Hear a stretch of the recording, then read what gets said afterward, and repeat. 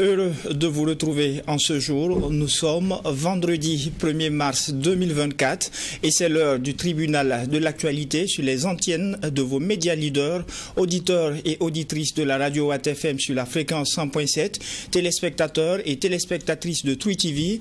Merci à vous qui nous faites l'honneur de nous suivre du lundi au vendredi pour cette émission, le tribunal de l'actualité. Et vous le savez, comme à chaque audience, je suis accompagné par des juges au siège. Bonjour à vous, juge Geoffroy Vahar. Bonjour, président Kaboré. Bonjour, juge Bouma. Bonjour, auditeurs et téléspectateurs. Oui, juge Vahar, bonjour. Président Kaboré, bonjour. Madame, monsieur, bonjour. Et pour cette cinquième et dernière convocation de la semaine, le tribunal de l'actualité auditionne Isiaka Ouedraogo. Il est le président du conseil d'information et de suivi des actions du gouvernement. Avec lui, il sera question du CISAC et de la réquisition, l'appel à l'unité autour des forces combattantes. Bonjour et bienvenue à la barre du tribunal de l'actualité. Bonjour à vous, président. Bonjour à vous, juge du siège. Et sur ce, je déclare ouverte cette cinquième audience du tribunal de l'actualité avec l'étape des avant-propos.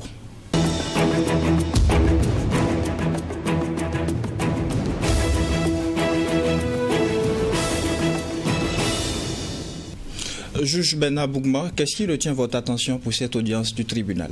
Merci. Je vais au Sénégal où le président Macky Sall a écrit sur X, donc Twitter, en disant, je cite, « Le dialogue national a fixé le 2 juin 2024 comme nouvelle date pour les élections présidentielles au Sénégal. Je tiens à préciser clairement que je quitterai mes fonctions le 2 avril. Comme je l'ai déjà précisé, ma date de départ est absolument ferme. » C'est lui-même qui l'a écrit.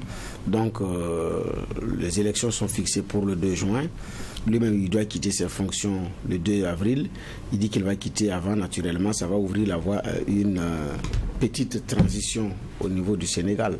Parce qu'au terme de son mandat constitutionnel, parce que la question aussi c'était ça, au terme du mandat constitutionnel, comment est-ce que les choses vont se passer? C'était dans ces conditions que l'Assemblée nationale avait effectivement proposé en décembre pour les élections, mais le Conseil constitutionnel a opposé une fin de non-recevoir. À partir de ce moment, le président Macky Sall, qui veut se présenter comme un démocrate aux yeux du monde, ne peut que tirer effectivement les conséquences. Donc à partir du 2 avril, il n'est plus président. Normalement, dans les constitutions, on devrait prévoir ces choses. Mais sauf que sous nos tropiques, c'est compliqué. Parce que même chez nous au Burkina, en 2020, à l'approche des élections, il y en a qui avaient plaidé pour une prolongation du mandat du président Kaboré, mais avec une ouverture, avec d'autres forces politiques, avec pour leitmotiv la lutte contre le terrorisme, mais qu'on n'organise même pas les législatives également à la date, à bonne date, c'est-à-dire à la date de la présidentielle. Mais en même temps, c'était posé la question de si le mandat du président a pris fin et que les élections n'ont pas été organisées à bonne date, comment est-ce qu'on assure l'après? Beaucoup de constitutions africaines ne l'ont pas prévu. Et donc, si ils ne l'ont pas prévu, et si Macky Sall va s'arrêter à partir du 2 avril, naturellement, ça ouvre la voie à une petite transition. Maintenant, est-ce que d'ailleurs la constitution sénégalaise l'a prévu? Je ne compte pas parce qu'il dit qu'il compte saisir le Conseil constitutionnel. C'est vrai que ce qui est commun dans nos constitutions, c'est que quand le chef de l'État n'est pas là, c'est le président de l'Assemblée nationale en fonction des pays, ou le président du Sénat en fonction des pays qui prend qui assure cette petite transition. Mais au Sénégal, ça doit être peut-être le président de l'Assemblée nationale qui va assurer ça jusqu'à l'organisation des élections le 2 juin. Mais c'est une bonne leçon également qui est administrée. Et en même temps, je pense aussi que le Sénégal n'avait pas besoin de ça. Macky Sall n'avait pas besoin aujourd'hui de mettre le Sénégal effectivement dans cette posture. Parce qu'il a un pays qui est en paix, qui a une stabilité, il pouvait organiser les élections à bonne date et puis partir. Mais compte tenu du fait qu'il y a eu beaucoup de faux calculs, il ne peut que se faire prendre par lui-même dans son propre jeu. Mais quoi qu'il en soit, je pense qu'il y a beaucoup d'enseignements à tirer et le peuple sénégalais a montré également de la hauteur dans cette crise. Autrement dit, si c'était ailleurs, ce n'était pas aussi évident que ça actuellement. C'est ce que j'avais comme avant-propos. Juge Geoffroy Vahar, qu'est-ce qui retient votre attention pour cette audience? Oui, merci président. Ce qui retient mon attention, c'est l'enquête parlementaire lancée encore dans le domaine de la promotion immobilière. On sait qu'en 2016, il y a eu une enquête parlementaire qui avait été lancée. On a vu les résultats que cela a donné. Plusieurs recommandations ont été sorties, mais de ce qui ressort, c'est que ce sont seulement 3% qui ont vraiment eu un genre de vrai début. Donc pour le reste, il n'y en avait pas grand-chose. 2020, si ma mémoire est bonne, il y a encore une enquête parlementaire qui est lancée. Et il y a la proposition qu'il fallait revoir le cadre légal concernant cette promotion immobilière. Je pense qu'en juin de l'année dernière, il y a de nouveaux tests qui ont été pris, mais j'ai comme l'impression que c'est parce que ça ne bouge pas qu'il y a encore cette volonté de bien regarder dedans. On espère que on va peut-être à un moment donné pouvoir démêler tout ça, parce que le secteur de la promotion immobilière, comme le disent même les membres de l'ALT, qui devient plus de la promotion foncière, c'est au lieu de faire la promotion d'un logement décent, on est vraiment dans autre chose. On est dans une situation où la terre devient de plus en plus chère, construire devient hors de prix et quelquefois difficile même à atteindre pour certains citoyens. Il faut qu'on sache que tout le monde n'est pas appelé à forcément avoir sa propre maison, mais je pense qu'il y a une réalité à bien voir dedans, et on espère que peut-être cette fois sera la bonne, parce que le plus important, ce n'est pas seulement de prendre des textes, mais même quand on les a pris, c'est de savoir les appliquer, et lorsqu'il y a des goulots d'étranglement, avoir le courage de pouvoir rectifier. Merci, messieurs les juges, pour ces avant-propos. Réquisitionné il y a de cela une année pour le Front, il allie désormais la fonction de président du CISAC et celle de volontaire pour la défense de la patrie. Il s'agit bien évidemment d'Isiaka Ouedraogo, qui est notre convoqué à la barre du tribunal. Et avec lui, il sera question du CISAC, de la réquisition, l'appel à l'unité nationale autour des forces combattantes. Messieurs les juges, le convoqué est à vous pour des questions de généralité. Okay. D'accord. Alors, le CISAC, c'est le Conseil d'information de suivi des actions du gouvernement. Nous étions habitués à vous voir en conférence de presse, effectivement, pour faire le point des actions du gouvernement et puis tirer les conséquences qui y vont. Si vous avez à évaluer également, vous avez suivi les actions de ce gouvernement, qu'est-ce qu'on peut tirer comme élément par rapport à la conduite des actions du gouvernement actuel? Merci, monsieur le juge. Je crois quand même que comme l'indique le nom, la dénomination du CISAC, Conseil d'information et de suivi des actions du gouvernement. Alors donc nous suivons l'action gouvernementale, nous faisons des propositions, des analyses, des propositions, des suggestions et aussi des conseils au gouvernement. Je crois que d'abord il faut revenir un peu au fondamental, qui est quoi pour moi, et qui est d'abord l'avènement du coup d'État du capitaine Ibrahim Traoré. Alors donc vous n'êtes pas sans savoir, vous le savez bien. Donc il a fait son coup d'État au colonel Damiba, avec qui d'ailleurs ils étaient tous ensemble pour faire le coup d'État au président Roch Marc Christian Kaboré, parce que les lignes ne bougeaient pas au niveau en fait justement du front, comme depuis le début des attaques terroristes en 2015-2016, si ma mémoire est bonne. Voilà. Donc le coup d'État a été fait d'abord contre le président Roch Marc Christian Kaboré, parce que les militaires en son temps ont estimé que la lutte contre le terrorisme n'était pas prise au sérieux, et que nos vaillants soldats mouraient sur le terrain et pour rien, hein, sans matériel, sans justification. Alors donc ils ont fait leur coup d'État. Alors après quelques temps, avec le président Damiba, survint le coup d'État contre lui, par en fait bien sûr le capitaine Ibrahim Traoré et ses camarades. Donc qu'est-ce qui a motivé ces coups d'État?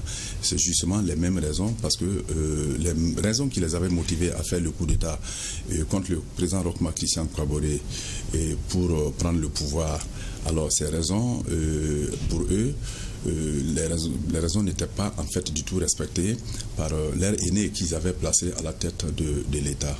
Alors donc nous avons vu que au lieu que la lutte contre le terrorisme devienne en fait la priorité des priorités pour ce régime qui a pris le pouvoir et des mains d'un président démocratiquement élu, alors donc c'était encore pire, comme si en fait les raisons qui les avaient amenés au pouvoir n'étaient pas en fait suffisante, hein, où c'était en fait pour divertir les gens et afin de prendre le pouvoir. Alors donc, l'avènement du capitaine Ibrahim Traoré, dès sa première déclaration, il a dit ils ont fait le coup d'État parce qu'ils n'étaient pas d'accord avec leur aîné dans la gestion en fait de la lutte contre le terrorisme. Alors donc, nous avions vu beaucoup d'imperfections. Moi, j'ai sur plusieurs plateaux, j'ai eu à faire beaucoup de critiques dans ce sens, et que ce soit sur le plateau LCA et d'autres plateaux, beaucoup de plateaux sur lesquels on m'a invité. J'ai eu effectivement à critiquer en fait l'inaction du gouvernement en son temps par rapport au phénomène terroriste, parce que ça n'avançait pas du tout. Mais pour vous dire aussi que j'ai soutenu dès les premières heures, peut-être pendant même que le coup d'État n'était pas encore acté, le coup d'État n'était pas acté, pendant qu'il y avait des débats autour, est-ce que le coup d'État a réussi ou est-ce que ça n'a pas réussi. J'ai été invité avec d'autres personnes sur un plateau où j'ai donné ma position clairement. J'ai dit, moi, je soutiens ce coup d'État. Ce coup d'État peut-être sera le bienvenu dans la mesure où ceux qui ont fait le coup d'État contre le président Roch Marc Christian Kaboré, qui était démocratiquement élu, n'ont pas respecté les raisons pour lesquelles ils sont venus prendre le pouvoir. Parce qu'ils ont dit, nous voulons lutter efficacement contre le terrorisme. Et nous avons vu que les lignes ne bougeaient pas, c'était de la diversion. Alors donc, il y a des slogans partout qui disaient, l'armée est en train de monter en puissance pendant que nos soldats, nos frères mouraient sur en fait le terrain sans matériel. Et vraiment, c'était lamentable. Oui, c'est vrai, ce que vous dites c'est vrai, ça c'est le contexte, mais c'est dans les évaluations, dans le cadre de vos suivis là que vous êtes retrouvés au front, mais après on ne vous a plus entendu faire un point de suivi en fonction de la durée et en fonction du temps mis au niveau de la transition. Non, mais je crois que... Parce qu'on n'aura plus droit à ça, on n'aura plus droit à ça. Mais oui, mais écoutez, j'ai été en conférence de presse hier, je crois que vos médias ont couvert notre conférence de presse hier. Oui, je suis d'accord. Alors, est-ce que je peux être au front pour faire une conférence de presse? Non, pas du tout. Je crois que j'ai fait le front et je crois que d'abord, pour moi, ce serait plus judicieux de votre part de me demander d'abord qu'est-ce que j'ai pu faire au front, parce que ça fait partie aussi. Ça fait partie aussi du bilan. Nous sommes sur les questions de généralité. Nous serons dans le front tout à l'heure. Répondez juste aux questions de juge. D'accord. Donc, nous avons fait le front. Alors, donc, ça ne pouvait pas nous permettre de tenir des conférences de presse. Alors donc c'était pour nous, comme nous l'avons bien signifié dans notre déclaration liminaire, et c'était pour nous aussi, en fait, c'est des actions aussi que nous menons, parce qu'être au front aussi, c'est des actions que nous menons dans le cadre de nos activités, quelle que soit la manière par laquelle on est parti, c'est des actions que nous menons dans la mesure où nous sommes des leaders d'opinion, et c'est pour cette raison que nous avons été au front. D'accord. Effectivement, donc vous connaissez bien l'émission, il y a la partie des généralités, et puis il y a la partie, moi j'étais sur les questions de... Je m'en excuse. J'étais sur la partie des généralités. Merci donc. Juge Geoffroy Bara, vous avez la parole pour des questions de généralité. Geoffroy dit que j'aime attaquer. Non, pas que vous aimez attaquer. Mais là, la première question de Bernard, vous n'y avez pas répondu. Mais bon, je pense que la dernière phrase résume tout. Parce que voilà, vous étiez au front, c'est difficile de se prononcer sur. Mais je pense que vous revenez, vous avez quand même un certain regard. Parce que il y a seulement quelques semaines, il y a eu le balai de ministres au niveau du Premier ministère. Parce qu'il y a maintenant l'option aussi d'évaluer les ministres. Donc chacun est passé, on a tous entendu les pourcentages comment dire cela, d'effectifs de ce qu'ils ont comme feuille de route mis en branle. Donc chacun aussi est venu défendre un peu ce qu'il fait. Donc je me dis, vous pouviez avoir un genre de regard à nous partager, étant entendu que la matière première de votre mouvement, c'est bien de regarder l'action gouvernementale. Donc on se dit que vous en avez une idée. Et puis il y a aussi que sur certains secteurs, il y a beaucoup de plaintes aussi de Burkinabé sur la question par exemple de la vie chère et un certain nombre d'éléments. Je me dis, vous êtes Burkinabé comme tout le monde, donc vous pouviez apprécier les éléments qui sont faits pour pouvoir résorber, par exemple, les conséquences sur ces chapitres-là. Il y a la question sécuritaire, mais il y a une vie aussi qui continue aussi après. Bien sûr. Donc, il y a d'autres ministres qui sont sur les autres fronts, qui ne sont pas forcément sur sécuritaire. Et donc, comme on vous a longtemps entendu là-dessus, je pensais que c'est pour cela que la question de Bernard Bougma était vraiment à propos. D'accord, je l'avais pas compris. On comprend. Et justement, comme vous venez fraîchement du front, je pense que pour beaucoup de Burkinabés qui vous connaissent, c'est que votre point de vue a vraiment évolué. Votre point de vue a vraiment évolué depuis le fameux point de presse après lequel, je pense pas, vous n'étiez pas seul, vous avez aussi... J'étais avec mon responsable de relations publiques, voilà. M. Louis Ouedraogo. Voilà, vous avez été pris, vous disiez de force, c'est vrai, mais ça a été quelque chose d'intéressant en termes d'apprentissage. Comment petit à petit, de l'intérieur, votre perception des choses a commencé à changer? Peut-être expliquez-nous depuis la première fois que vous avez été d'ailleurs enrôlé. D'accord, bon, de toute façon, je reviens au début de mon arrestation. Nous avons fait la conférence de presse. Alors donc, pour vous raconter une anecdote, quand on a fini la conférence de presse, je suis sorti, j'avais offert un pot à des amis journalistes. Peut-être parler un peu plus fort, je ne sais pas si... J'avais offert un pot à certains amis journalistes, alors donc on était en train d'échanger. Il y a un qui m'a dit, Issaka, tu sais, si les gens de IBT gagnent aujourd'hui, ils vont te manger cru.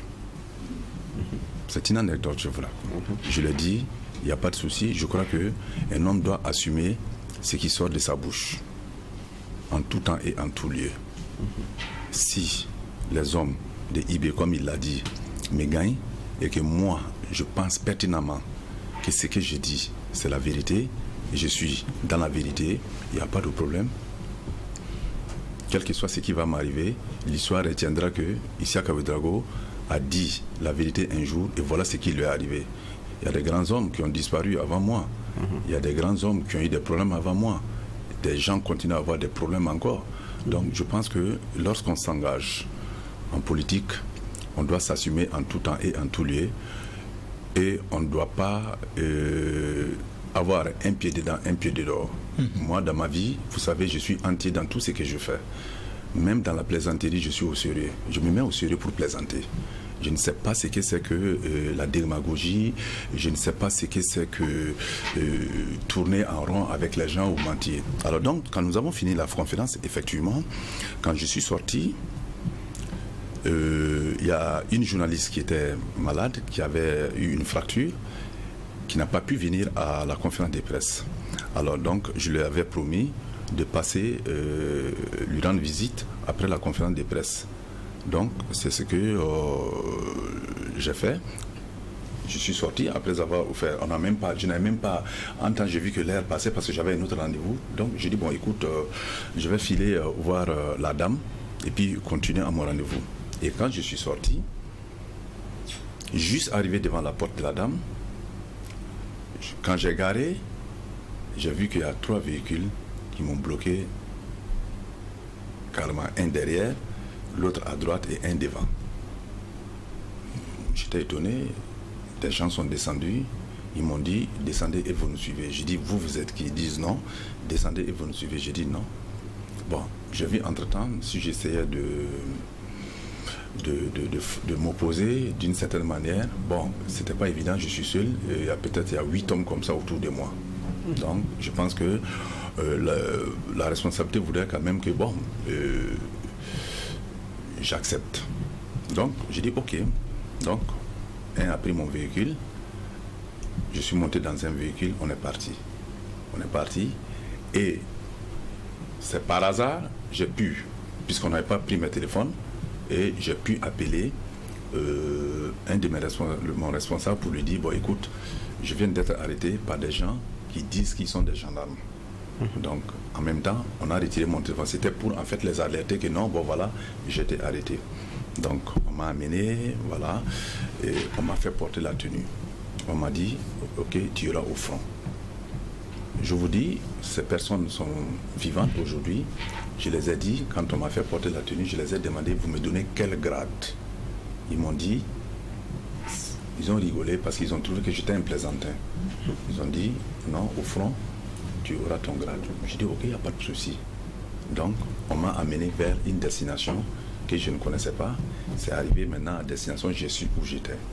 Donc, quand je suis arrivé, j'ai commencé la formation immédiatement. Mais pour vous dire vrai, vous savez, quand j'ai été arrêté, j'étais choqué, j'étais touché parce que la manière par laquelle j'ai été arrêté, je pense que ce n'était pas en fait la bonne forme de m'arrêter. On aurait pu peut-être m'interpeller et me dire, bon voilà, et me dire ce que j'ai pu faire pour être arrêté. Ou bien ce dont on m'accuse. Voilà, ça n'a pas été fait. Ok, qu'à cela ne tienne. Alors donc j'ai commencé la formation et tout, voilà. Et la nuit, vers 22h30, 23h, j'ai mon responsable de relations publiques qui m'a rejoint. Alors donc j'étais couché avec des VDP, voilà, que je suis allé trouver. Ils m'ont dit, ah, il y a un qui m'a dit non, apparemment le matin tôt quoi. Quand je me suis levé pour prier, il m'a dit, ah, il y a un qu'on a amené hier, on dirait que c'est un de tes collaborateurs. Je dis, ah bon, et c'est effectivement vrai. Après, quand je me suis approché, il m'a dit qu'il est couché juste à côté. Quand je suis allé, j'ai vu que c'était mon responsable aux relations publiques et tout. Mais pour vous dire vrai, parce que j'ai tout fait pour qu'on ne l'arrête pas. Moi, je voulais assumer seul cette responsabilité parce que je suis le responsable du CISAG. Alors donc, je voulais assumer seul cette responsabilité. Je ne voudrais pas que quelqu'un d'autre, en fait, me rejoigne au front parce que j'estime que je suis le seul responsable et je dois m'assumer entièrement. Alors donc, nous avons commencé, la formation a commencé. Les gens ont été vraiment très cool avec nous parce que d'abord, j'ai commencé à monter, à démonter les armes. D'abord, c'était la première opération, c'était la première phase de la formation. Alors, donc, quand je suis arrivé, celui qui m'a amené, il a commencé à dire, bon d'accord, vous savez le militaire, hein, c'est comme ça, il fait peur et tout, mais bon, en réalité, dans le fond, c'est pas ça. Il m'a dit, bon d'accord, creusez un trou, les trous dans lesquels il va dormir ce soir. Allez, donnez-lui une pioche, c'est lui-même qui va creuser son propre trou et tout. J'ai dit, ok, d'accord, si tel est le cas, j'ai dit, il n'y a pas de problème. Donc, j'ai commencé à monter, à démonter les armes. Entre-temps, je vois, on ne m'amène pas de pioche ni de daba pour creuser un trou. Alors, donc, j'ai commencé, en tout cas, à monter, à démonter les armes et tout. Bon, on dit, bon, la formation continue. Mais pour vous dire vrai, vous savez, nous avons subi une vraie formation. Une formation, c'était pas de la blague, parce que contrairement, les gens peuvent s'asseoir, penser que quand on dit tu pars au front, et c'est pour aller manger les riz gras de l'armée et puis revenir, ce n'est pas du tout ça. C'est vraiment sérieux, c'est plus que sérieux. Ça, je le dis à ceux qui pensent que quand on parle du front, c'est pour aller s'amuser, c'est pour aller faire du dilatoire. Ça a vraiment changé votre regard, vous qui étiez très critique avant. Non, j'étais très... Vous savez, Geoffroy, moi, si vous m'avez suivi, vous savez, j'ai été constant et je suis toujours constant. Quand il y a eu le coup d'État du capitaine Ibrahim Traoré, j'ai supporté depuis les premières minutes le capitaine Ibrahim Traoré. Je l'ai fait à visage découvert, pas à visage caché, parce que j'ai critiqué, comme vous le dites, j'ai critiqué Soudamiba parce que effectivement rien ne se faisait. Et je peux vous donner plein d'exemples. Parce que j'échangeais avec la hiérarchie militaire. J'échangeais avec des gens, mais les gens, à un moment donné, je me suis rendu compte que même certains supérieurs avec lesquels j'échangeais pour avoir des informations afin d'informer l'opinion nationale ne me donnaient pas de bonnes informations. Mais les bonnes informations, on peut l'avoir qu'avec les subalternes, les soldats qui sont sur le terrain. Après, je me suis rendu compte que non, effectivement, c'est là-bas il faut avoir les informations. Mais il y a des choses, si je vous dis sur ce plateau, nous risquons en fait de brûler ces pays, ça je vous l'ai dit. C'est pas la peine de dire. Non, et je ne dirai pas. Et nous n'avons pas besoin de ça, mais... C'est pour vous dire, justement, c'est pourquoi je vous dis, les choses ne sont pas aussi simples qu'on le pense. Et justement, vous qui avez eu cette occasion d'être au front, dites-nous quelle est la réalité du front. Mais la réalité du front est que les balles sifflent à tout moment. La réalité du terrain est que quand tu pars au front, tu n'es pas sûr de revenir. La réalité est que quand tu pars au front, toute ta famille doit prier pour que tu reviennes sain et sauf. La réalité est que les ennemis, les terroristes, n'ont pas pitié. Tu ne sais pas où ils sont. Pendant que vous êtes en patrouille, ils peuvent en fait surgir de nulle part et tirer sur vous. Donc ce n'est pas la blague. Les mines, vous ne savez pas où les mines sont posées.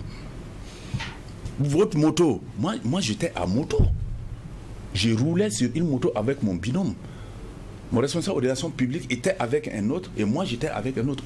En fait, nous avons fait le front à moto, contrairement à d'autres personnes. Nous avons fait le front à moto, nous étions sur des motos. Et on ne roule pas sur du goudron. Hein. Ah non, je suis désolé, c'est pas sur du goudron. C'est pas sur du goudron. C'est des amont de culture. Parce que si vous roulez sur en fait, les routes, on peut en fait vous piéger facilement.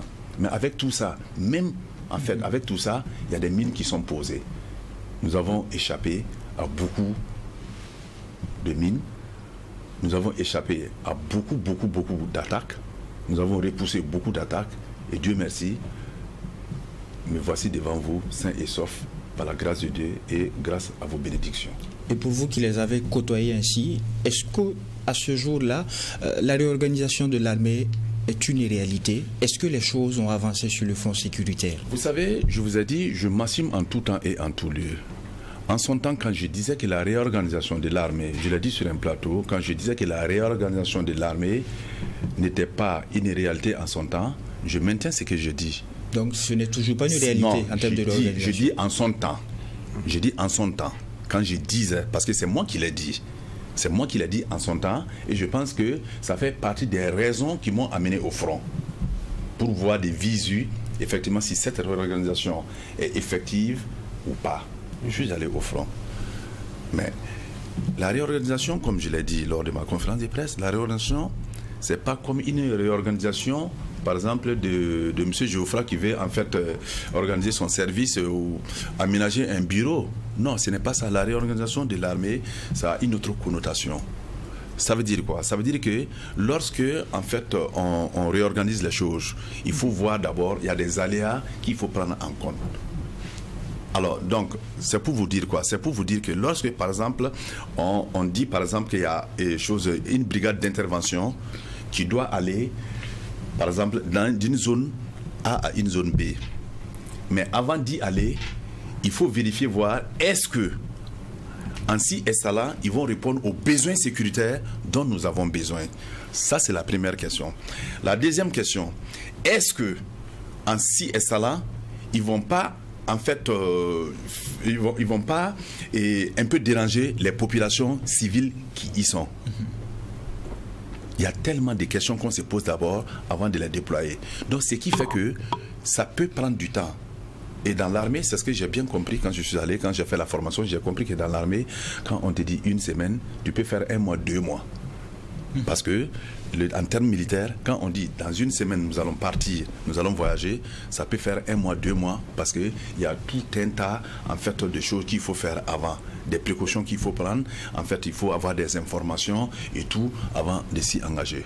Donc aujourd'hui, la réorganisation a pris forme, ce qui fait qu'aujourd'hui, je l'ai dit, que nous sommes en train d'aller de manière positive dans la lutte contre le terrorisme parce que c'est grâce à cette réorganisation qui a pris forme doucement jusqu'à nos jours que nous avons pu en fait aujourd'hui sécuriser et repousser les attaques terroristes sur notre territoire. C'est vrai qu'il y a toujours des attaques, peut-être que nous allons venir encore justement. Voilà, mais voilà. Justement, avant de laisser la parole au juge, il y a eu une certaine partie de l'opinion publique qui a été très remontée de voir certaines images de personnes du front être partagées sur les réseaux sociaux. C'est vrai que vous nous avez permis d'avoir, vous, vos images que nous pouvons partager, mais il y a eu ces images de personnes comme le docteur Ablassé Ouedraogo, et on se demande quelle était l'ambition de chercher à travers la publication de ces images. Beaucoup ont vu une diminution de la personne à travers ces images que vous-même vous avez publiées. Expliquez-nous. Mais vous savez d'abord, ceux qui pensent que c'est une diminution de la personne, je crois que c'est de la bassesse pour moi. C'est de la bassesse parce que je crois qu'une image de ce genre, voir le docteur Ablassé Ouedraogo au front défendre son pays, ne peut être que salutaire.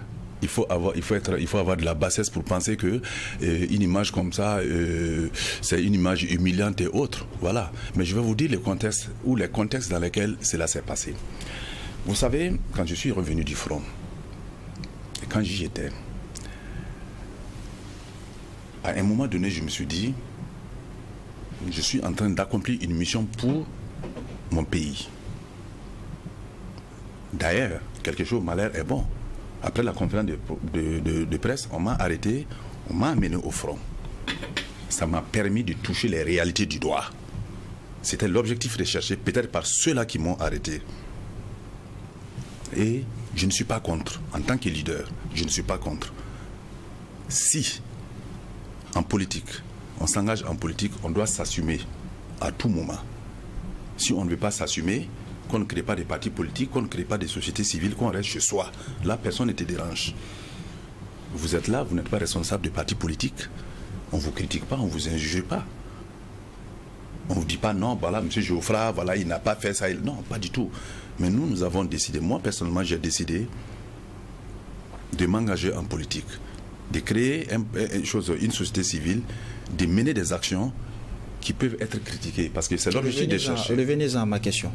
Non, j'y arrive, il n'y a pas de souci, je vais répondre à votre question. On n'est plus par le temps aussi. D'accord, ok. Donc, je crois que c'est moi qui devrais aller au front. J'ai déposé ma demande plus d'1 mois aux autorités militaires pour leur dire je voudrais rejoindre mon unité pour faire un combat avec eux.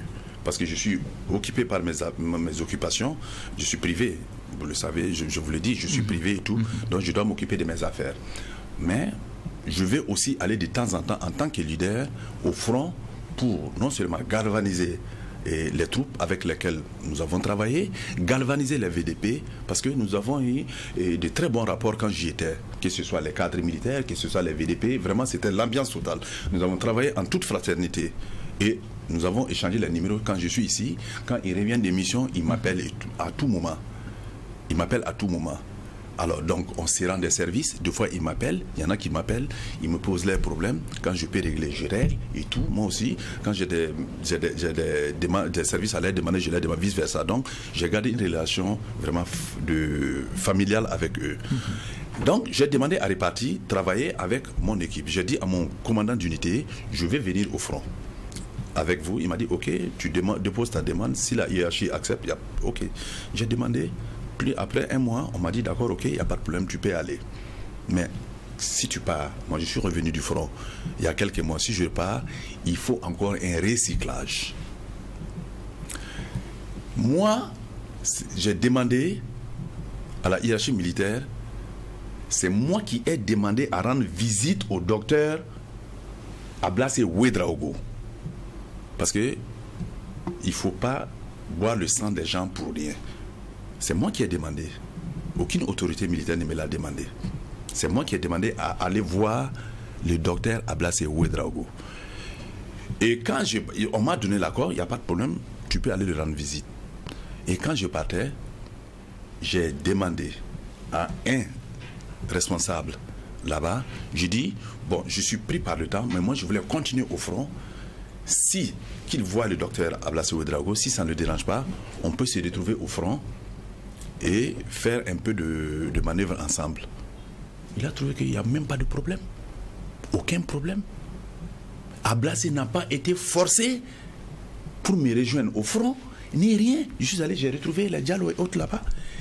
Je les ai proposé pour qu'on fasse les manœuvres ensemble et je les ai demandé est-ce qu'on peut faire des photos et des vidéos. Des photos et des vidéos. Personne ne s'est opposé. On a fait, et si ceux qui critiquent en fait la vidéo, s'ils regardent bien, il y a eu une partie où en fait celui qui faisait les photos, c'est mon appareil que j'ai remis pour faire les photos. C'est pas une autorité qui a envoyé un appareil, c'est pas une télévision qui allait faire les photos, je suis désolé. Donc il faut restituer les choses dans leur contexte. C'est moi qui ai donné mon appareil pour faire les photos. C'est avec mon appareil qu'on a fait les vidéos. D'accord. Vous allez toujours réagir par rapport à la question, mais on permet au juge de réagir. Juge Bougma, allez-y déjà. D'accord. Bon, ce qu'il dit permet de lever un pan du voile effectivement sur cette vidéo, cette séquence vidéo qui avait choqué des gens. Ça, il faut le dire. Et qui ont trouvé que c'est humiliant, c'est tout. Bon, chacun y est allé de son commentaire. Il y en a qui trouvent que c'est bien. Donc les appréciations, en tout cas, ont divergé. Maintenant, vous avez été au front, mais on a vu aussi Dr Haruna Louré aussi qui a été au front. Quand il est revenu, il a dit le tout militaire n'est pas la solution. Est-ce que vous partagez le même avis en fonction de la réalité que vous avez vue sur le terrain?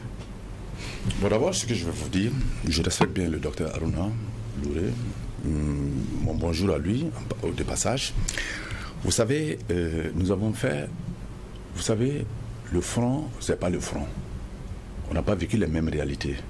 Les localités où moi je suis allé combattre, et les localités où le docteur Haruna Louré est allé combattre, ce ne sont pas les mêmes localités.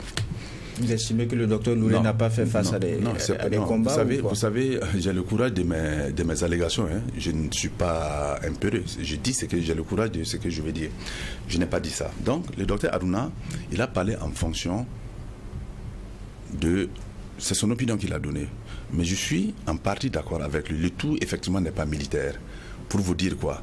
Vous savez, même les grandes guerres se terminent toujours sur une table de négociation en fonction des rapports de force. Aujourd'hui, des Burkinabés ont pris des armes contre d'autres Burkinabés avec la complicité de puissances extérieures. Je le dis et je l'assume. Avec la complicité de beaucoup de Burkinabés. Je le dis et je l'assume. Parce qu'il y a des gens, il y a des Burkinabés qui sont en fait, je dirais même pas, ils sont tellement trempés dans cette histoire que je ne saurais comment en fait les qualifier. C'est des ennemis du Burkina parce que on ne peut pas soutenir des gens qui viennent tuer nos frères sur notre sol sans aucune justification, sans aucune raison. Aujourd'hui, le terrorisme, quelles sont les raisons du terrorisme sur notre territoire aujourd'hui? Je ne sais pas qui peut me donner cette réponse. Donc, ce que le docteur Haruna a dit, c'est vrai, à un moment donné, effectivement, il faut qu'on trouve des solutions, pas des solutions militaires, pour en fait régler cette crise. Mais, quelles sont ces solutions? Et je crois que le docteur Haruna, au moins, a donné des solutions. Ou bien il n'a pas donné de solution. Parce que pour moi, il l'a dit, c'est vrai, mais il pouvait en fait nous faire des propositions. Je n'ai pas vu les propositions qui ont été faites. C'est vrai, il a donné son opinion. Mais moi, je pense que dans cette lutte, nous devons tous être engagés. Il y a des solutions endogènes que nous pouvons en fait trouver entre nous. Et ces solutions endogènes, c'est quoi pour moi? Quand je parle de complicité, la complicité, c'est à quel niveau? C'est à tous les niveaux. Quand tu prends par exemple une zone, je prends le sud-est, où une solution endogène a été trouvée, le terrorisme sévit moins là-bas que dans d'autres parties, par exemple, du pays, où en fait des chefs religieux ont appelé les populations avec, bien sûr, en fonction de leur culture, pour venir jurer sur des fétiches, et tout enfant en fait du village qui s'adonnerait au terrorisme, en fait, se verrait en tout cas châtié par les ancêtres. Voici, par exemple, c'est une solution endogène. Est-ce que on ne pourrait pas développer ces genres de solutions endogènes dans les villages, les départements et autres? Il y a des villages aujourd'hui qui sont, en fait aujourd'hui très affectés par le fait terrorisme. C'est dû à quoi? C'est dû au fait justement qu'il y a beaucoup de complicité interne. Il y a des cas, je peux vous citer. Mais bref, donc de toute façon, on continue. D'accord. Réaction juge Geoffroy. Moi, je vais revenir sur la question de la photo, parce que la question des images, c'est pas aujourd'hui que peut-être ça choque certains, bien que d'autres disent écoutez, c'est bien fait, au moins on sait qu'il est là-bas, il va revenir avec un autre regard. Et, tant aussi bien que au procès sur la question de la réquisition, je vous lis ce que l'un des avocats, c'était Maître Guy Evekam, disait. Il disait Guy Evekam, hein? Ouais, Maître Guy Evekam. C'était lors du procès de la réquisition. Je retrouvais cette partie-là. C'était parce que la question des images était revenue en débat. Il disait Madame la Présidente, je suis sûr qu'en toute humanité, vous-même, quand vous avez vu les images du docteur Diallo, vous avez eu un pincement au cœur. C'est inhumain et dégradant. C'était le commentaire qui avait été fait, et je pense que la partie défendrait aussi de l'État, parce que face à l'État qui a dit que c'est pas eux qui ont pris des photos, c'est pas eux qui les ont publiées, donc ils ne savent pas les canaux. Donc je veux dire, la question de l'image, il y a toujours une interprétation qui pourrait être faite. Est-ce que vous me dites qu'il y avait le consentement forcément de Ablassé et de Diallo, mais ils savaient pertinemment que c'était pour les publier sur les réseaux sociaux? Je ne répondrai pas à cette question de toute façon comme ils Vous êtes à la barre du tribunal de l'actualité. Vous êtes là pour répondre à la question. Oui, il a posé une question, vous répondez à la question ici à Vous savez, j'aurais souhaité... Non, je dis ça parce que c'est en fait il y a une sensibilité diverse là-dessus. Voilà pourquoi je pose la question. C'est clair et net. Je dis ils étaient consentants. Ils étaient consentants. Pour la photo. Mais la publication sur les réseaux sociaux. Je dis, je vais publier. Ah, okay. Vous leur avez dit. Je leur ai dit. Je vais publier. Ok, je vais publier. Donc, je ne vois pas en quoi est-ce que ça suscite des polémiques. Et quand les gens disent, attendez, quand les gens me disent que non, Ablasse Ouédraogo, au vu de son âge et tout, on ne doit pas en fait l'amener au front et tout. Moi, Ablasse Ouédraogo, c'est mon parent à moi. C'est moi qui ai développé des initiatives pour aller voir Ablasse Ouédraogo. Je vous l'ai dit. Parce que j'ai estimé que je le respecte beaucoup. C'est mon parent à moi. C'est moi qui ai demandé à aller voir Ablasse Ouédraogo. Ça, vous l'avez déjà dit. Donc, c'est pour dire quoi? C'est pour vous dire, je ne peux pas chercher à humilier Ablasse Ouédraogo qui peut être mon papa. C'est pas possible. Ce n'est pas, en fait, ce n'est pas dans mes valeurs à moi. Humilier quelqu'un. Non, ce n'est pas dans mes valeurs à moi. Donc, il y a des gens, sachez une chose, il y a des gens qui ont plus que l'âge de Ablasse et qui sont au front, avec lesquels j'ai travaillé au front, que je travaille toujours au front. Donc, la question de l'âge, laissons la question de l'âge de côté. Ceux qui veulent en fait profiter de ces images pour créer des polémiques, pour faire comme si, en fait, c'est une manière de dénigrer Ablasse et tout, je crois que ça, c'est un échec d'office parce que ce n'était pas du tout mon intention à moi, parce que c'est moi qui l'ai fait, ce n'était pas mon intention. Et si Ablasse venait, Ablasse et Diallo reviennent, qui disent que Isiaka l'a fait, on n'était pas d'accord, ben, je vais m'assumer. D'accord, c'est intéressant, c'est pour ça qu'on vous pose la question. Voilà. Donc, pour que vous puissiez donner la réalité des choses. Et puis bon, ça éclaire aussi la lanterne des uns et des autres, et c'est très important. Maintenant, vous dites, lors du point de presse, vous racontez que un peu ce qu'ils font, au fond, moi je ne veux pas rentrer dans les détails, hein, mais vous dites, c'est des personnes qui sont très engagées, que vous avez trouvées là-bas, oui. Parlant de Ablasse Ouédraogo et de Diallo, et que même parlant de Diallo, il aide même à soigner des malades et tout. C'est-à-dire, même quand on y va de force, après, il y a un engagement qui reste. Mais je crois que, écoutez, je crois que je ne suis pas d'accord avec vous quand on dit même quand on y va de force. Non, lorsqu'on est amené de force. Non. Ils ne sont pas allés de force. Moi, j'ai été emmené de force. Ah, ok. Parce qu'il n'y avait pas, et la loi de mobilisation n'était pas votée en son temps. J'ai été amené de force, mais eux n'ont pas été amenés de force, ils ont été réquisitionnés. Parce que aussi, il faut qu'on se dise la vérité. Il ne faut pas tourner derrière les choses. Allez-y donc. Pourquoi vous allez dire qu'ils ont été amenés de force? Ils ont été réquisitionnés. Parlez à travers le micro, s'il vous plaît. Si ils ont été réquisitionnés et qu'ils n'ont pas répondu à l'appel, à la réquisition, que devrait faire l'autorité? Il y a tous les moyens. On dirait qu'on ne se comprend pas. Non, parce que le terme amené de force, je ne suis pas d'accord avec ces termes. Vous pouvez me permettre de allez-y. Voilà. Je pense qu'on utilise une langue avec des mots qui ont le sens dont on convient communément. D'accord. Il y a le caractère volontaire et puis il y a le caractère forcé. Ce n'est pas parce que c'est-à-dire que ce n'est pas parce que vous avez été réquisitionné que la force ne peut pas être utilisée lorsque vous ne voulez pas y aller. Vous pouvez y être amené de force. Non, je comprends très bien. Vous comprenez? Oui, je comprends très bien, monsieur. Je ne fais pas le procès de la réquisition. Non, je comprends. Je ne fais pas le procès de la réquisition. Il y a beaucoup qui ont été réquisitionnés, qui sont allés volontairement. Il n'y a pas eu besoin d'utiliser la force pour les y amener. Vous me comprenez? Mais quand vous ne voulez pas aller, on peut vous envoyer des forces. Oui.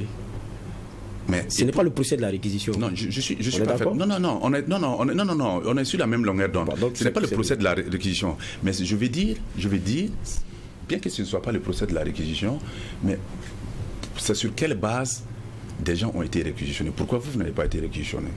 C'est pas ce débat que j'ai fait. Non, d'accord. On va permettre de réagir. On poursuit. Oui, justement, ce n'est pas le procès de la réquisition.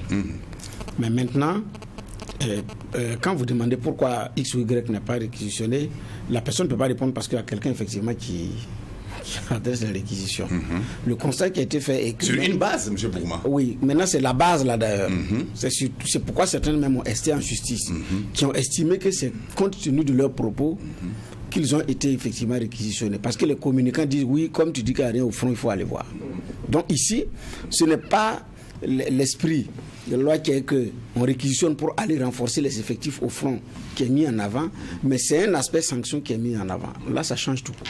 Mais ça, c'est le point de vue des uns et des autres. Pour moi, écoutez, c'est ça que je dis, il faut toujours s'assumer. Vous avez été envoyé pour aller voir, non? Moi, je suis allé voir et je suis fier d'y être. Voilà, alors qu'au début, vous ne vouliez pas y aller parce que non, ne dites pas qu'au début, je ne voulais pas. Non. Vous l'avez dit. Non, je n'ai jamais dit ça. J'ai dit, si on ne m'a jamais proposé et que j'ai refusé, pourquoi on m'amène de force? Non, il y a une différence. Si on m'avait proposé et que j'ai refusé, avant qu'on m'amène de force, je dirais non. On m'a proposé, j'ai refusé, on m'a amené de force. Ça, c'est différent. On ne m'a jamais proposé, on m'a amené de force après une conférence de presse, après que j'ai dit des choses. Je l'assume. Je crois que c'est ça que je suis en train de vous dire. Quand on dit, on doit s'assumer. Quand on s'assoit à Ouaga, on dit que ça ne va pas au front. En tant que leader, quand on dit que ça ne va pas, quand on dit que l'armée ne fait rien de bon, les VDP ne font rien de bon sur le terrain, pour moi, c'est mon opinion à moi. Pour moi, on doit effectivement amener cette personne-là pour aller voir si effectivement rien ne se fait sur le terrain. Ça, c'est normal. Parce que nous ne sommes pas dans un état où aujourd'hui on doit s'asseoir, jouer avec la vie des autres. Ceux qui sont au front, c'est des pères des gens, c'est des enfants des gens, c'est les frères des gens. Il y a des gens qui sont au front, c'est l'espoir de toute une famille. C'est eux qui sont l'espoir de leur famille. Ils vont au front, ils ne savent même pas s'ils vont revenir. Pendant ce temps, des gens s'asseyent et ils font des commentaires en disant non, bon voilà, et rien ne s'est fait, le terrorisme avance, rien ne change. Non, je suis désolé. Chacun doit répondre de ses actes. On est d'accord que on ne peut pas dire tout et n'importe quoi sur des plateaux, et c'est quelquefois aller sur des terrains même qu'on ne maîtrise pas. Ça, c'est des éléments qu'on ne peut pas accepter. Ça, c'est une lecture qu'on peut partager. Ça, pour moi, ce n'est pas un débat. Et puis, il y a le respect qu'il faut avoir pour ces forces qui, pendant que nous dormons, travaillent à ce que on ne soit pas inquiété. Je parle des forces de défense de sécurité, je parle des VDP qui sont avec eux. Ça, c'est un respect qu'il faut avoir. Et ça, pour moi, ce n'est pas un débat. Et même quand on dit de quelque chose, rien n'est fait. J'ai toujours dit ici que quand on dit rien, c'est nada, niche, nigo, nothing. Ça veut dire rien. C'est quand même gros de dire ces choses-là. Là, je suis d'accord avec vous.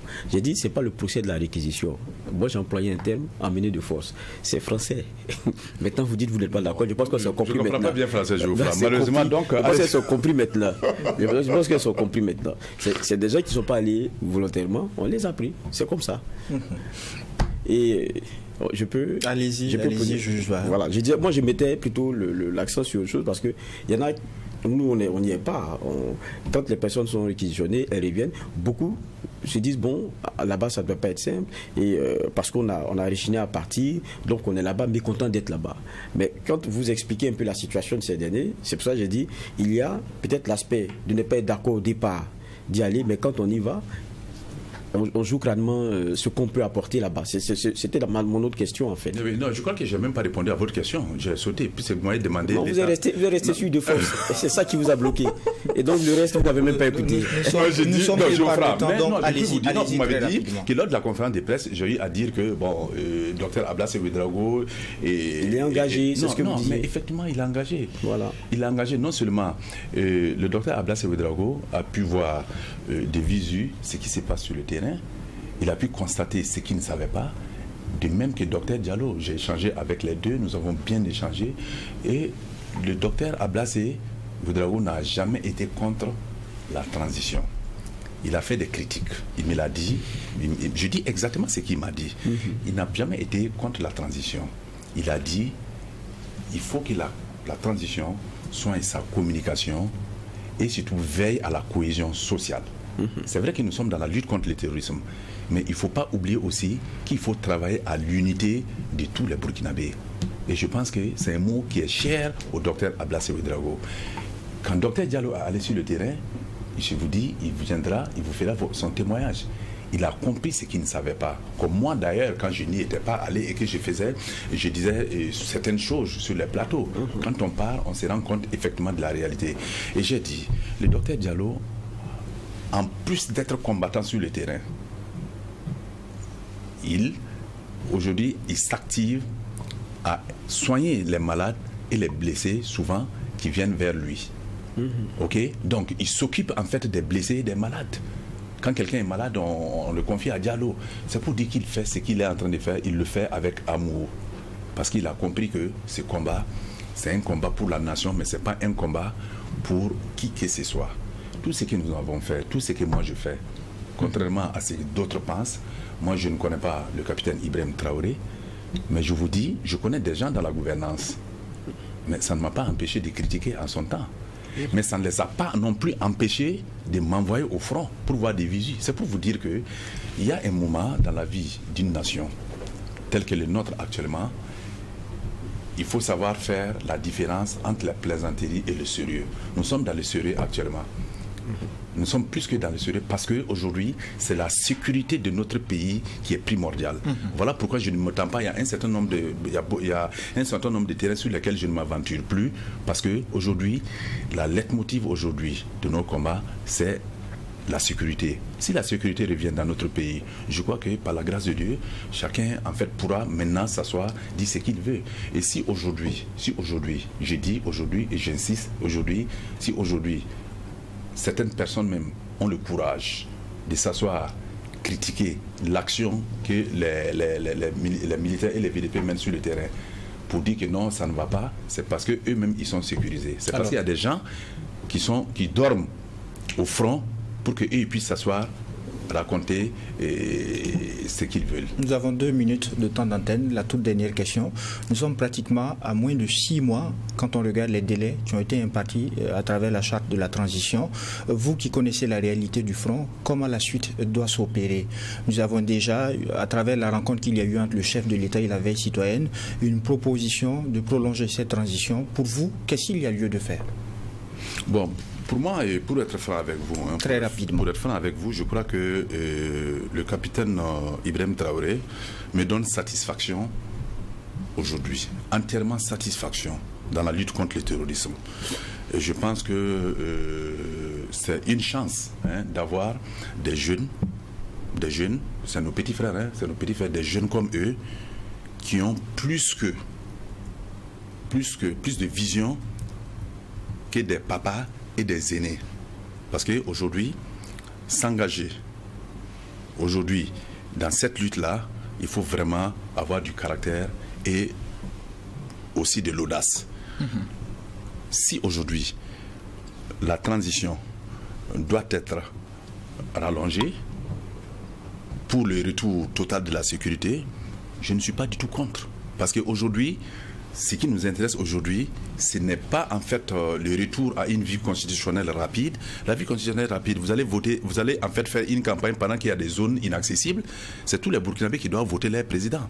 Mais comment vous voulez qu'on fasse des élections pendant qu'il y a une partie du pays qui est inaccessible? Ce n'est pas du tout possible. Donc soyons réalistes. Je crois qu'aujourd'hui, notre priorité doit être le retour de la paix dans notre pays, de la sécurité dans notre pays, et après on verra le reste. Et je crois que ces jeunes-là, franchement, aidons-les à réussir leur mission. Parce que c'est notre dernière chance. S'ils ratent, on a tous raté. Ça, moi, je le dis. Et c'est tout pour cette 5e et dernière audience du tribunal de l'actualité pour cette semaine. L'une des importances de cette émission, c'est de justement vous permettre de ne pas condamner l'actualité sans l'avoir jugée. Merci à vous d'avoir répondu à cette convocation. Merci, juge Bernard Boukma, pour les clés de lecture. Merci à vous, juge Geoffroy Vaha, pour les angles de regard. Merci à vous, auditeurs et téléspectateurs. Et n'oubliez pas, ici au tribunal de l'actualité, la rigueur d'une justice équitable s'applique sur tous les sujets enrôlés. Au revoir et à lundi pour une autre convocation.